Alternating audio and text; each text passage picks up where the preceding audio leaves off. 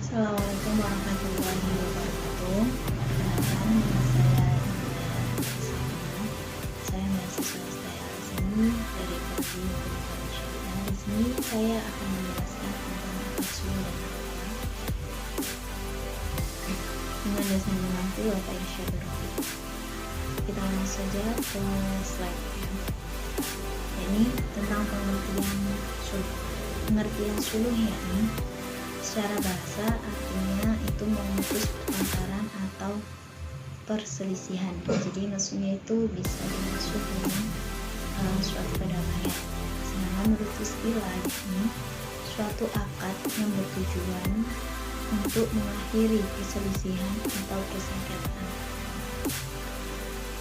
Slide yang kedua, hukum suluh menurut Al-Quran dan juga hadis Rasulullah, yang artinya, dan kalau ada dua golongan dari mereka yang beriman itu berperang, hendaklah kamu damaikan mereka. Tapi kalau yang satu melanggar perjanjian terhadap yang lain, hendaknya yang melanggar perjanjian tersebut itu diperangi sampai surut kembali ke perintah Allah. Kalau dia telah surut, damaikanlah keduanya menurut keadilan, dan hendaklah kamu berlaku adil, sesungguhnya Allah mencintai orang-orang yang berlaku adil. Menurut KHS, kompilasi hukum ekonomi syariah, yakni menurut KHS kompilasi hukum syariah untuk yang bagian pertama yakni terdapat di pasal 521, yakni tentang ayat 1, yakni orang yang membuat suatu akad suluh haruslah orang yang cakap melakukan perbuatan hukum. Yang ayat kedua, suatu akad suluh yang dibuat oleh anak yang telah diberi izin oleh walinya adalah sah, jadi hukumnya sah selama suluh itu tidak berakhir kerugian yang nyata. Itu di pasal 521 ini ada 6 ayat. Untuk yang pasal 522 yakni wali seorang anak diperbolehkan melakukan akad suluh atas gugatan terhadap harta anak dengan ketentuan suluh tersebut tidak mengakibatkan kerugian yang nyata bagi anak tersebut. Untuk yang pasal 523 ayat 1, suluh dapat dilakukan sendiri oleh pihak yang berperkara atau orang yang dilaksanakan untuk itu sepanjang disebutkan dalam surat kuasa ya. Itu ya, untuk yang bagian pertama itu ada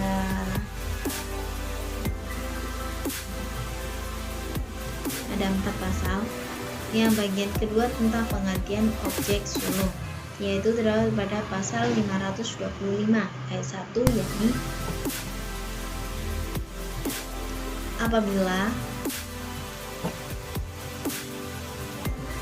apabila penggantian objek suluh dengan seseorang tertentu, maka apabila penggantian objek suluh berupa barang tertentu, maka barang itu dianggap sebagai suatu barang sah sebagaimana hukum asal ya. Jadi kalau memang itu barang, kita kembali ke hukum asal. Yang ayat kedua yakni apabila penggantian, yang ayat kedua di pasal 525 yakni apabila penggantian objek suluh itu berupa piutang, maka penggantian objek suluh dianggap sebagai pembayaran harga. Pasal 526, penggantian objek suluh dari suatu suluh harus berupa harta milik dari orang yang membayar suluh. Untuk yang bagian ketiga itu ada gugatan dalam sulh. Itu ada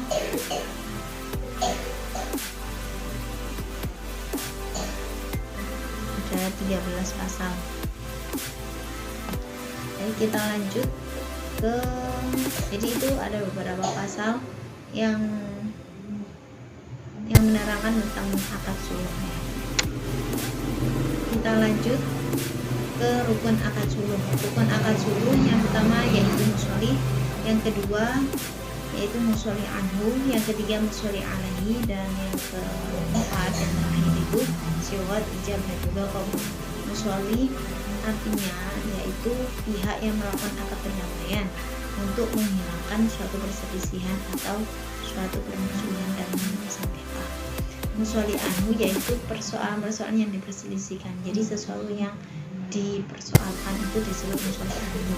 Musholli alaihi yaitu hal apa yang dilakukan oleh salah satu pihak terhadap lawannya untuk memutuskan perselisihan. Yang terakhir yaitu syighah ijab dan juga qabul.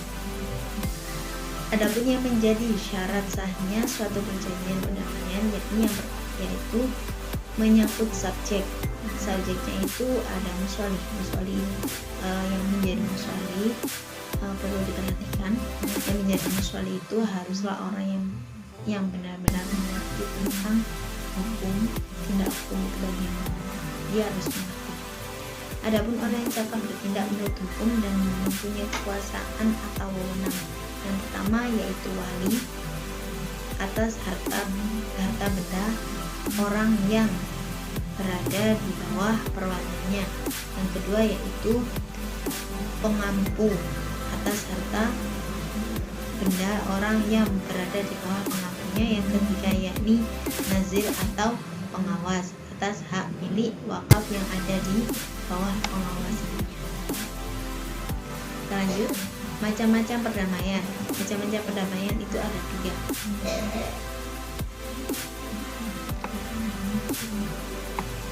Perdamaian itu ada 3. Yang pertama yaitu perdamaian antara seorang muslim dengan orang kafir. Yang kedua perdamaian antara kepala negara atau penguasa dengan pemberontak. Yang ketiga perdamaian antara suami istri. Yang terakhir yaitu perdamaian antara pihak yang melakukan transaksi. Yang melakukan transaksi itu seperti jual beli. Lanjut tentang perdamaian iqrar. Perdamaian iqrar ini seorang yang mendakwa orang lain yang mempunyai utang, kemudian tergugat mengakui kegagalan tersebut, kemudian mereka melakukan perdamaian. Lalu jika tergugat memiliki utang berupa uang dan ia berjanji akan mengembalikannya dengan uang juga, maka ini dianggap pertukaran karena pengembaliannya sama-sama dengan uang itu disebut dengan pertukaran. Dan jika si tergugat itu mengembalikan pertanyaan tersebut dengan suatu barang, tapi atas perjanjian dengan suatu barang, itu dianggap jual beli yang hukumnya harus diikuti. Selanjutnya perdamaian tentang ingkar dan juga sukut. Perdamaian tentang perdamaian ingkar yakni seorang yang menggugat orang lain tentang suatu materi, utang, atau manfaat. Tergugat menolak gugatan itu menolak gugatan atau mengingkari apa yang digugatnya, kemudian menghadap hukuman. Jadi kalau yang ingkar ini si gugat itu menolak gugatan atau dia itu mengingkari ya. Terus tapi dia melakukan perdamaian, tapi dia menolak gugatan tersebut. Yang kedua tentang sukut, yakni seorang yang menggugat orang lain kemudian tergugat berdiam diri. Jadi yang si tergugat itu terus si tergugat itu tidak mengakui dan juga tidak pula mengingkari. Jadi ada bedanya antara sukut dan juga ingkar, tapi kayaknya sama-sama berbeda. Para ulama, jadi ini ada hukum damai, ingkar dan juga sukut. Para ulama memperbolehkan melakukan perdamaian tentang gugatan yang diingkari dan didiamkan.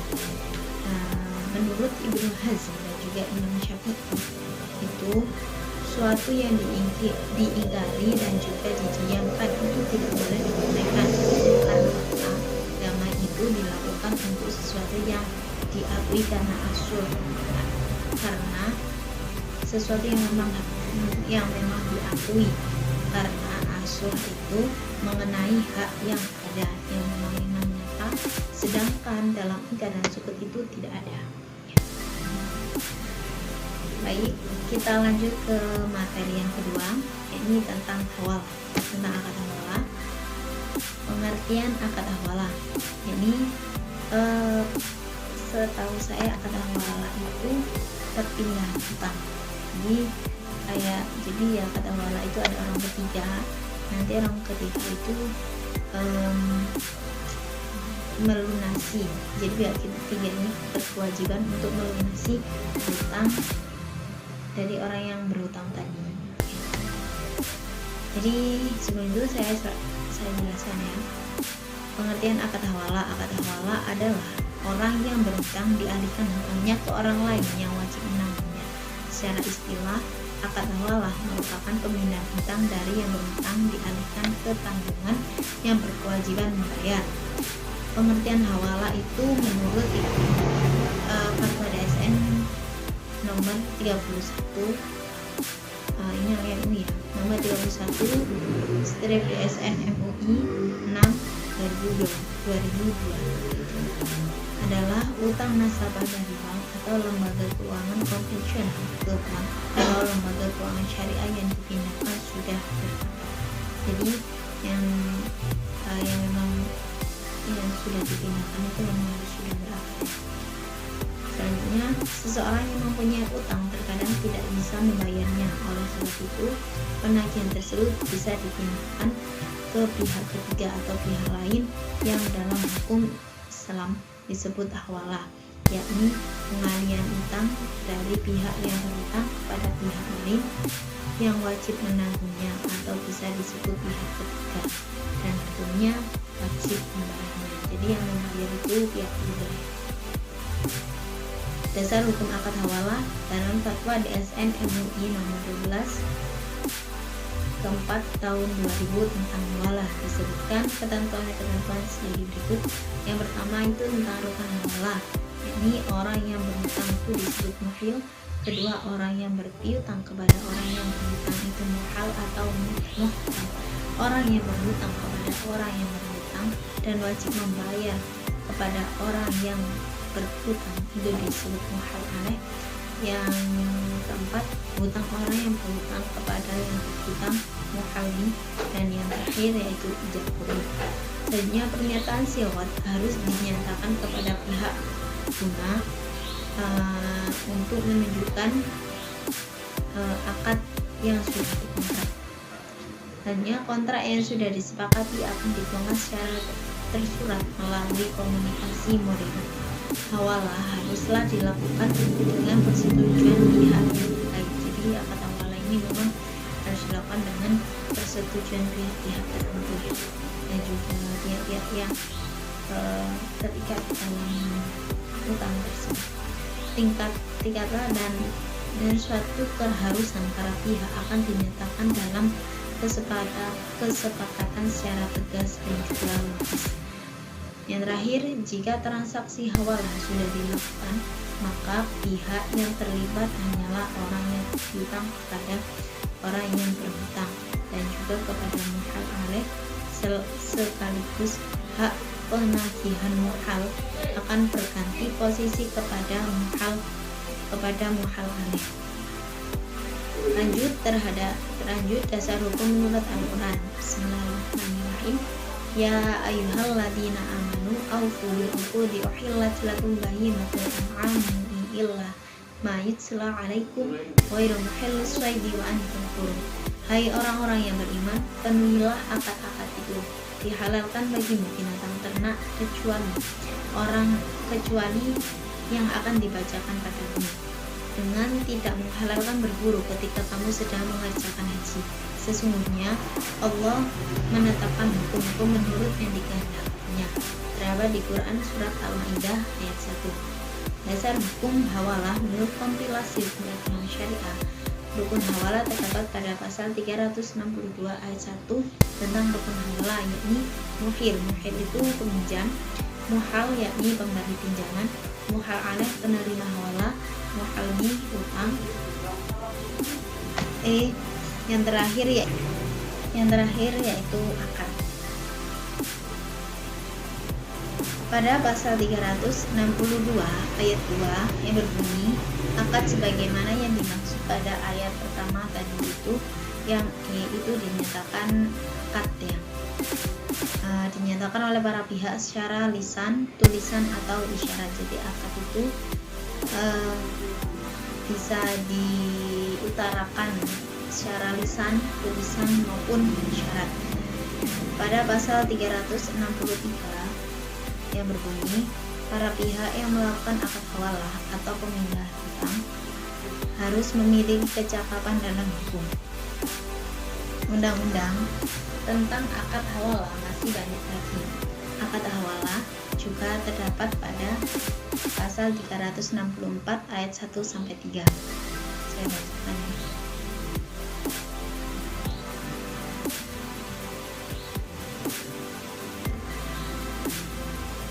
Saya bacakan. Akad hawalah bagian yang pertama yaitu tentang rukun dan syarat hawalah. Jadi yang sudah saya bacakan. Ini yang terdapat di pasal 364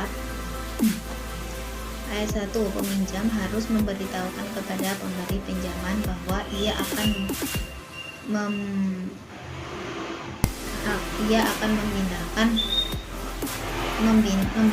utangnya kepada pihak lain.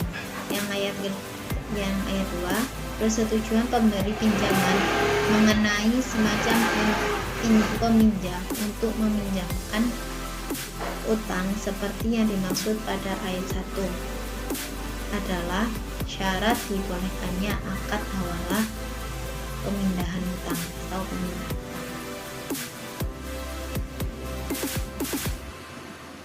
Itu ya. Yang bagian kedua itu ada akibat hawalah. Akibat hawalah pasal 366 ayat 1, yakni pihak yang utangnya dipindahkan wajib membayar utangnya kepada penerima hawalah. Lalu yang ayat kedua, penjamin utang yang dipindahkan kehilangan haknya untuk menahan barang jaminan. Jadi penjamin, jadi orang ketiga itu akan kehilangan